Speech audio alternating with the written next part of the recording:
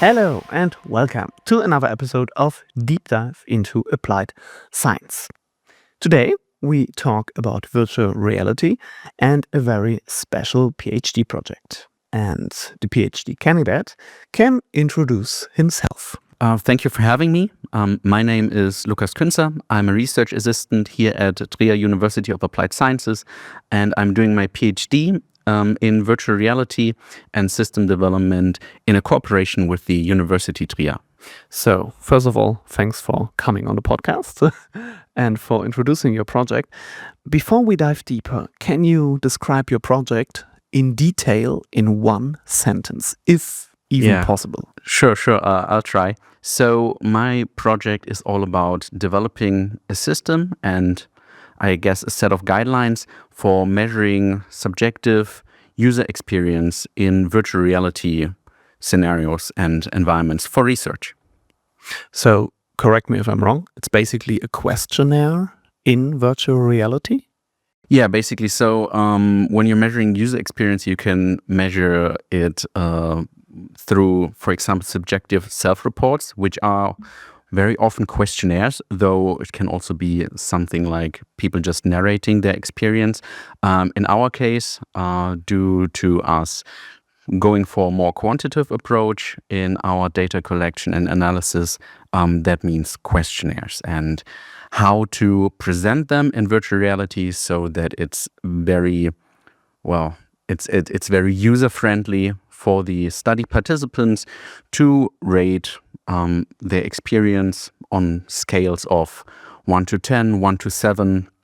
And we have to consider a lot of usability factors in order to provide them with a good neutral experience so that we are not introducing any kind of bias into our data.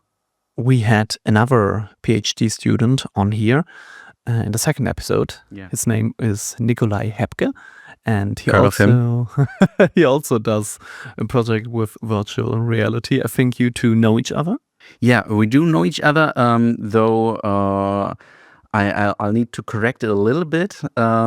He's not doing full-on virtual reality.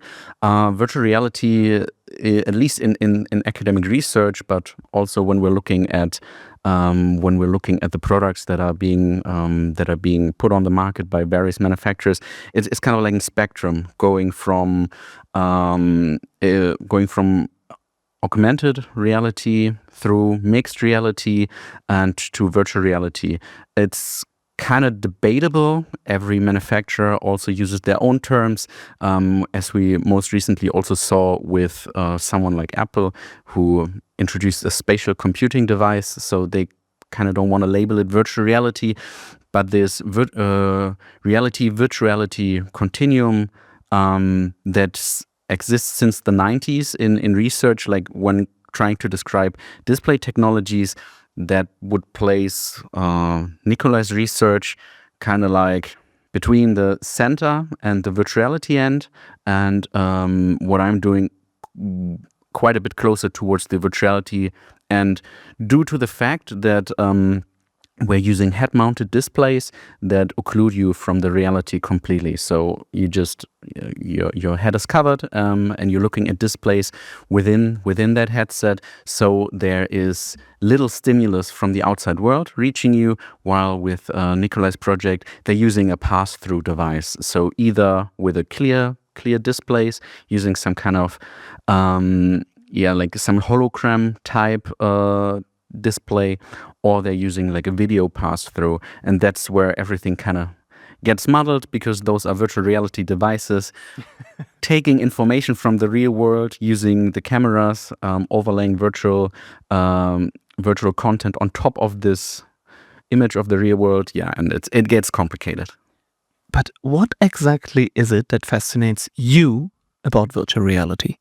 I think it's the new opportunities that come from using virtual reality as a medium. You can simulate a lot of stuff.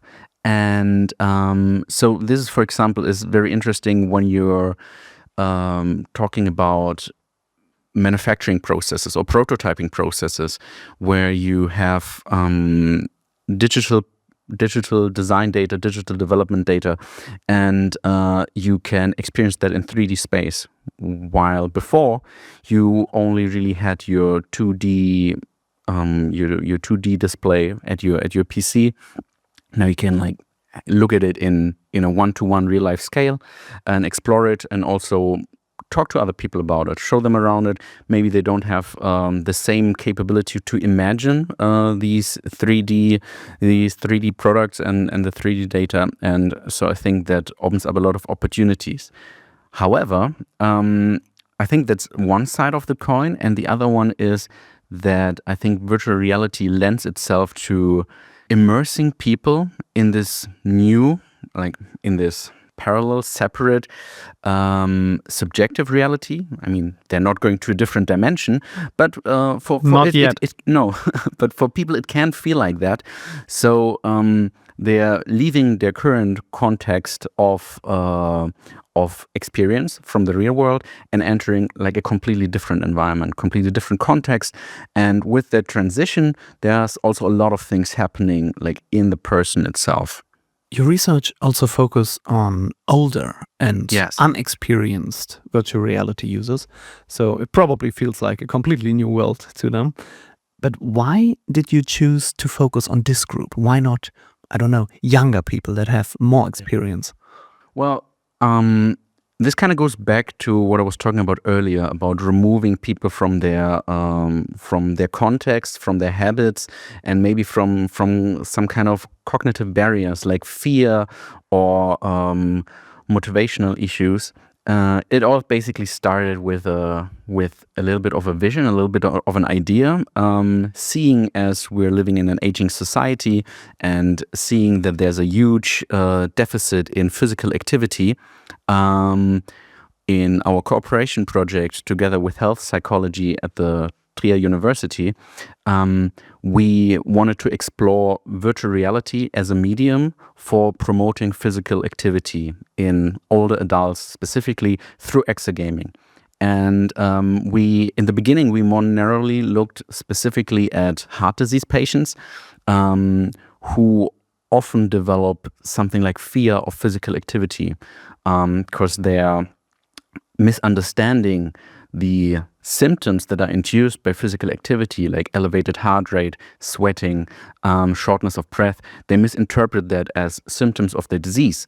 And because of that, they develop fear. Often healthcare practitioners also are hesitant to recommend too much physical activity, often telling people to pace themselves.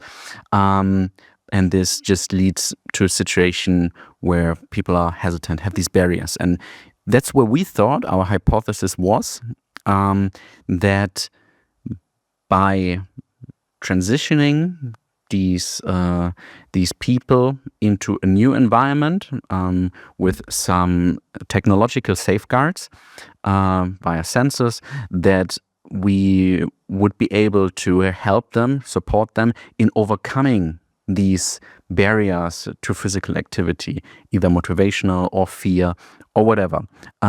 So the idea was to have them work out in virtual reality in so-called EXER games, which is really a combination of the words exercise and games.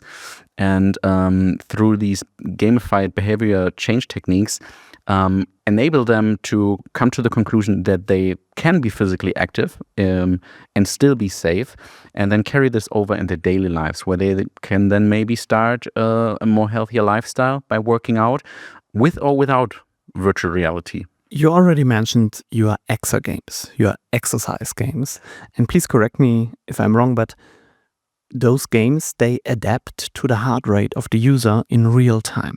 Is that right? That depends. That's something we experimented with in the virtual reality lab that we have here at the Trier University of Applied Sciences, and in the health lab of health psychology at Trier University.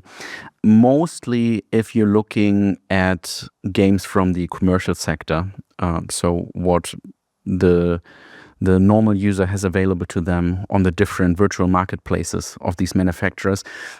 They are games that are a bit more limited in that regard. So often they enable you to connect your devices, your smartwatches, your sensors, in order to count your calories or like determine your exertion, then calculate like your calories that you spend, the energy that the energy that you put into the workout, or even display it during the gameplay.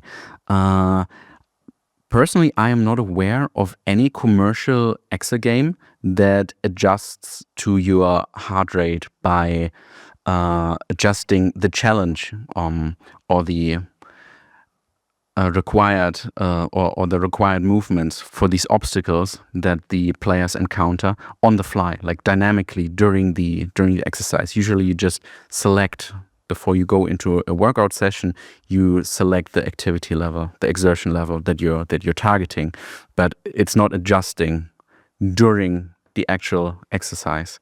And that's something we experimented with, basically defining algorithms that would present different kind of obstacles of different exertion or intensity levels, and hoping to kind of keep the heart rate of the participants in a like in a given heart rate zone that we wanted to achieve, which was like 60% of their maximum heart rate.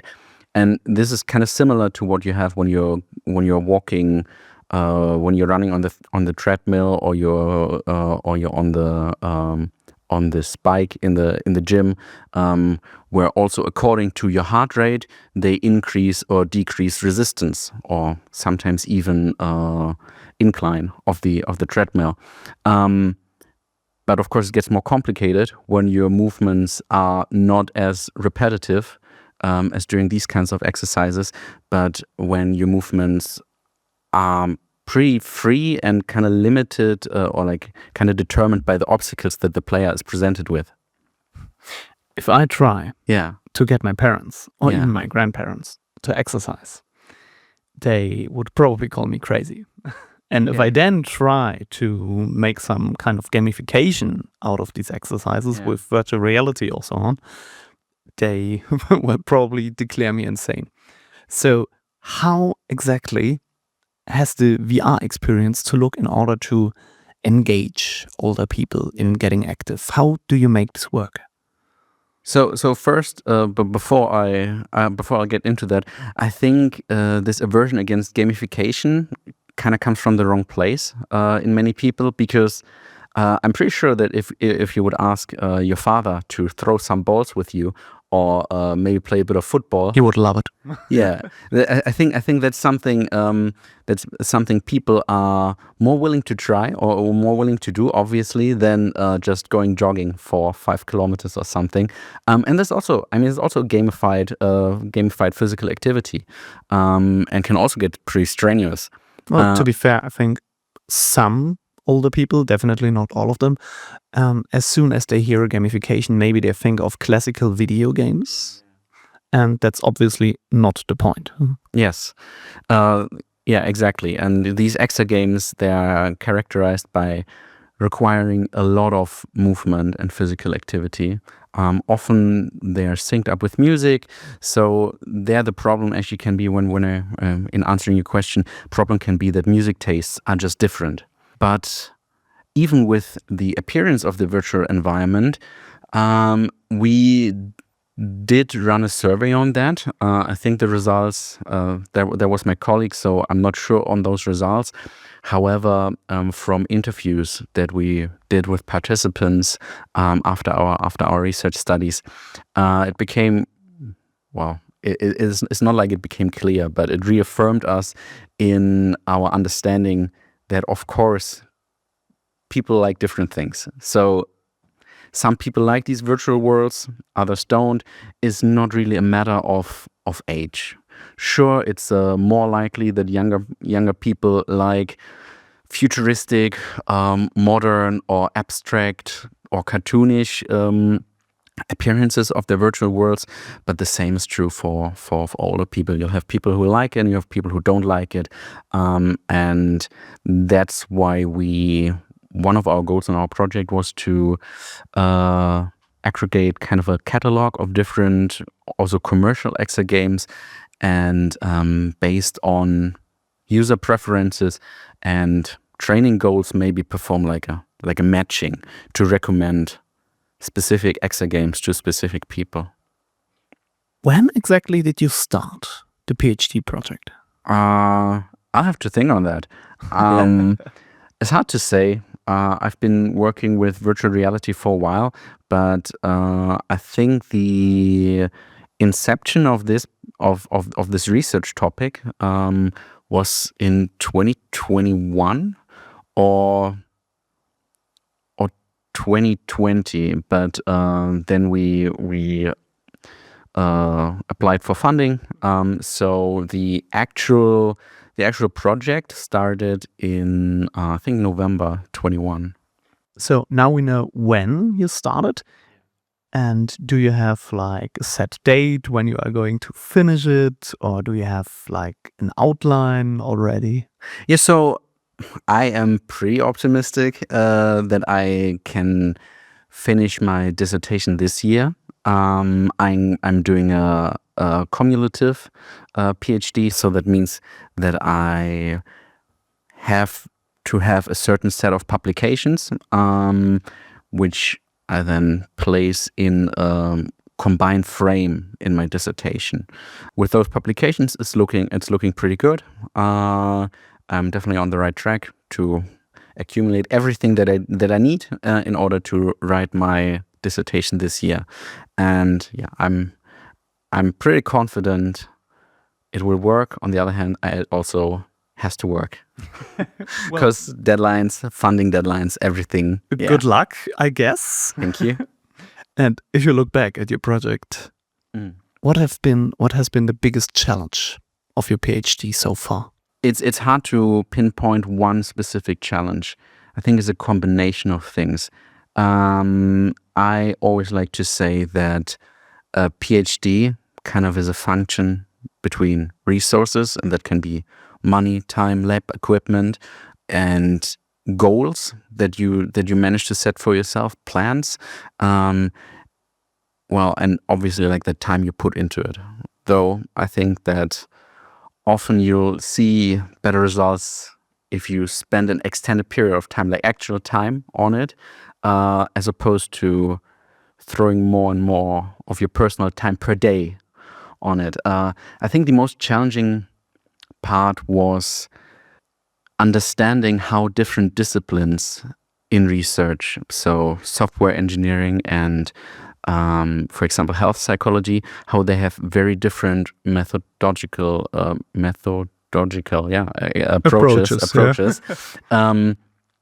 They have different methods. I had to learn methods of statistical analysis, for example, for my research, which is something that during my studies, though since then it has definitely gained a place in the curriculum, that kind of came short. So how to design these user tests, collect the data, and then analyze it was definitely a challenge. Then the coordination and communication with the other disciplines who just work very differently. You're not the first one who is doing a PhD at Trier University of Applied Science, and obviously you won't be the last. Is there anything you can recommend to people that are planning on doing a PhD project?